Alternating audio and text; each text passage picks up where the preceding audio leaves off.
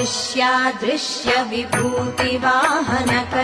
ब्रह्माण्ड भाण्डोदरी लीला नाटक सूत्रखेलनकरि विज्ञान दीपाङ्कुरी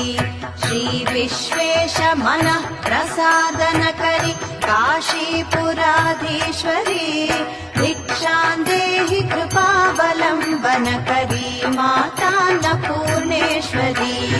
आदिक्षान्त समस्त वर्णनकरि शम्भुप्रिये शाम्भवी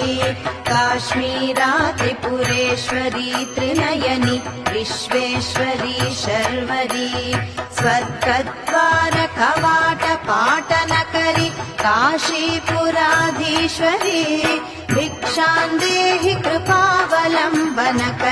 मातान्नपूर्णेश्वरी।